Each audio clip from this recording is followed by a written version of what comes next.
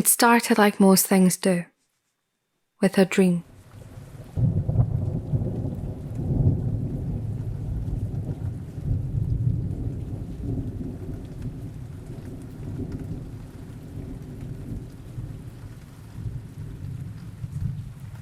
I woke up in a field of wheat, the cold ground beneath me softer than any mattress.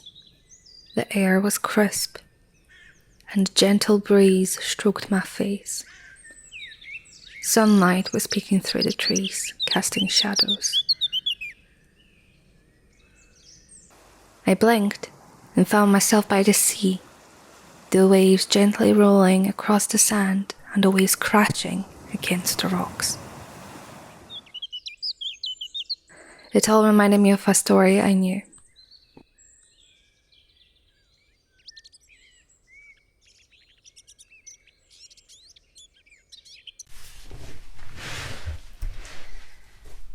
Let me tell you a story. A love story, filled with excitement, life, sacrifice, and beauty. And we will start at the very beginning. Chapter 1. Once upon a time, there was a woman. Let's call her Flora. I will not go into much detail about her just yet, but know that she is important. She was alone, but not lonely. She had her garden after all. Lilies, daisies, tulips, roses, too many flowers to name them all. They were her children, her gift.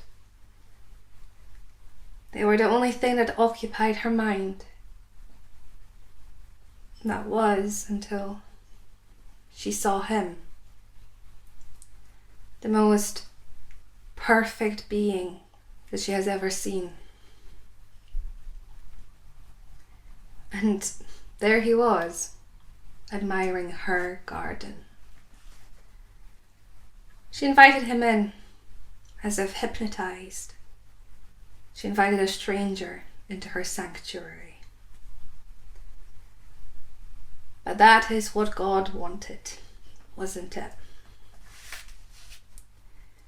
He walked into her heart like he always belonged there, took down her walls and lit her soul on fire. Meeting him was like listening to a song for the first time and knowing it was going to be your favorite.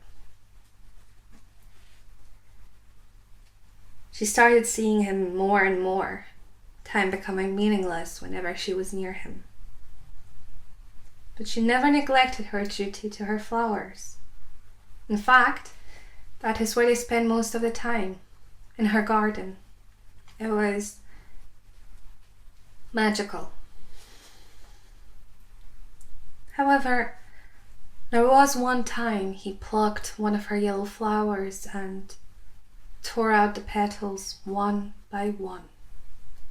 And that made her upset. And she told him so. He said he wouldn't do it again, and naturally she believed him.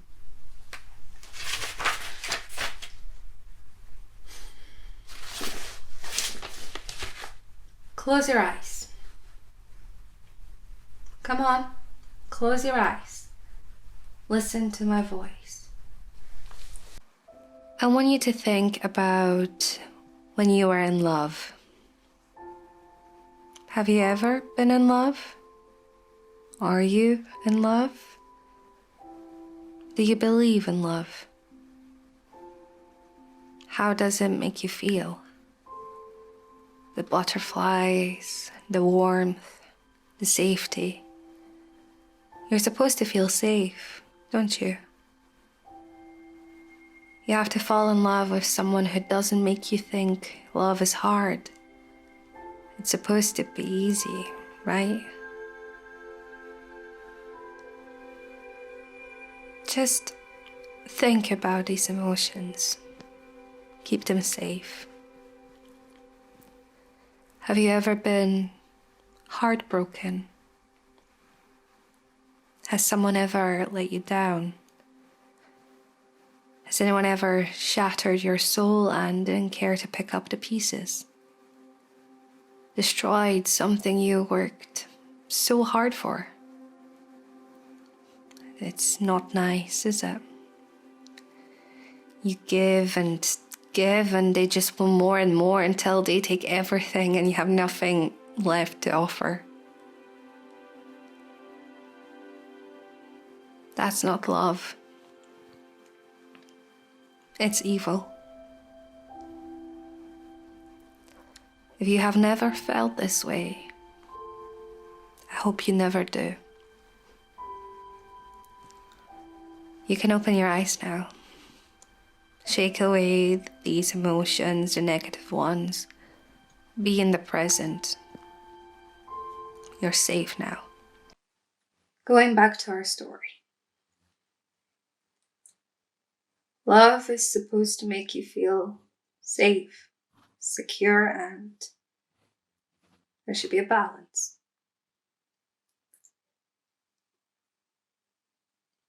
But love is hardly ever easy, isn't it? You don't see the signs coming. No one does. No one expects it. If it was so good at the beginning, how could it ever end bad?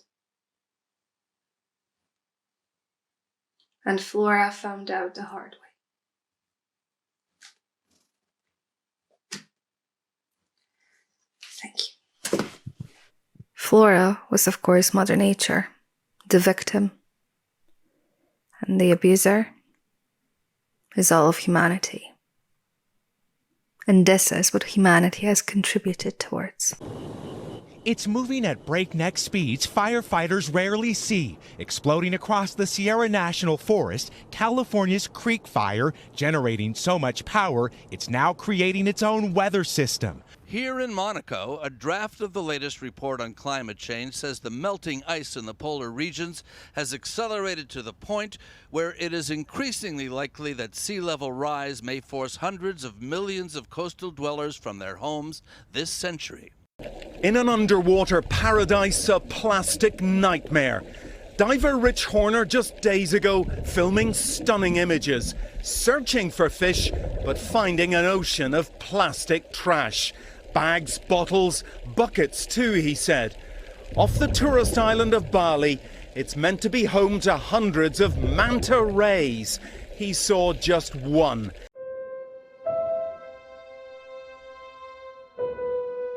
That was all just a little bit of what is actually happening. I can feel the air getting heavier, wildlife becoming more desperate, the colour green turning into ash.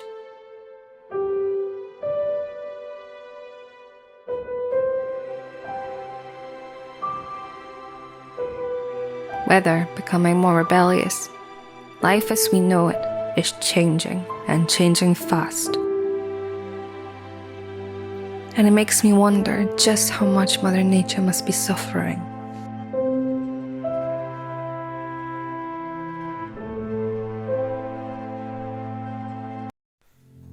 I had a beautiful dream.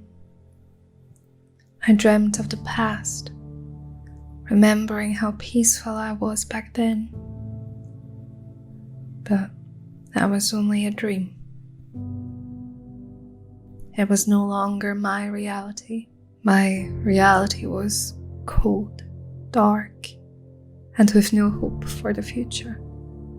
I didn't recognize myself anymore. I was tainted, damaged beyond repair. I cried, but no one came to my aid. Where did I go wrong?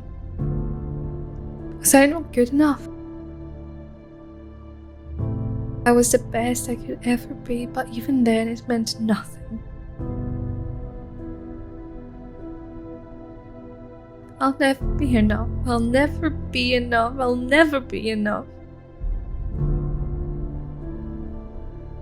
It's killing me. No one will help. Help me. Please help. Before it's too late. Help. It will be too late.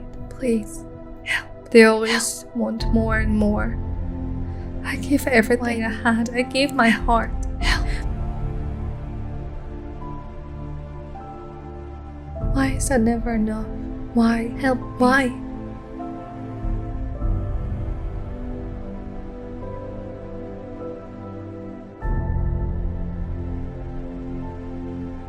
My love is burning out.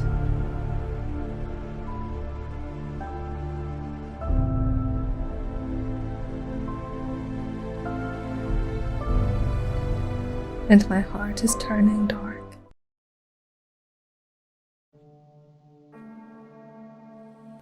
The earth will not continue to offer its harvest except with faithful stewardship. We cannot say we love the land and then take steps to destroy it for use by future generations. John Paul II.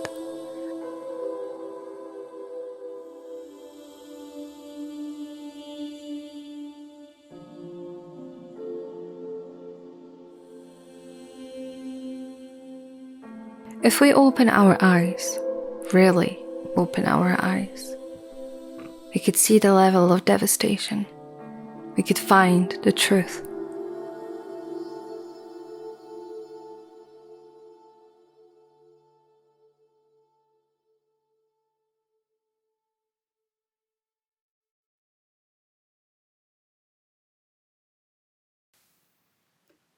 We cannot deny that we live in strange times. Truth be told, we live in times where anything we say can be taken the wrong way. I wanted my story to make an impact, to make people really think. I thought long and hard about this, and honestly, it's quite hard to play the character of Mother Nature or a victim of abuse and not call all of humanity evil. I know not all humans are bad. But who makes that judgment? Who defines what's good and evil? I was asked whether I was going down the route of calling out humanity. And honestly, at that point, I was not. I intended to make this more of a love letter towards Earth. But as I tried to create this piece, I found it harder and harder to stick to that. In all honesty, I think I'm a bad person. I know I'm a bad person. A different close friend of mine always called me the kindest person they know, and it never did sit well with me. Ironically, I definitely am an accomplice in neglecting our planet, our home. I have definitely judged people without knowing their story. I've lied. I've been selfish, whether it be with money or people. This project has really made me think and realize just how many issues we are dealing with. The thing I've shown is only a tiny fraction of it all. Inequality,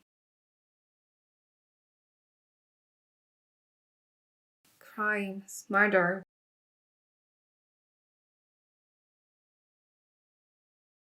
war,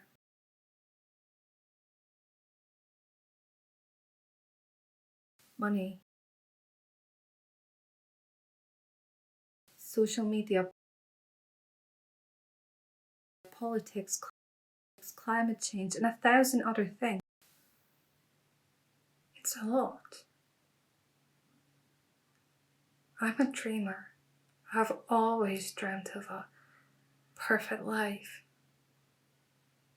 But it's hard to stay positive when every time I turn on my TV or phone, all I see is negative things that are happening out around our planet. Humans murdering other humans, human abuse, animal abuse, thinking less of another person because of where they were born, how they look, who they love.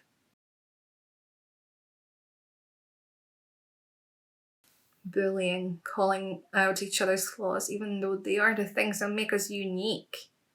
And we should take pride in them. standing by while bad things happen to other people. People homeless and starving, while others live in luxury. I am blessed I have a roof over my head and food on the table, and I still find myself complaining about the little things. And I know I can do more.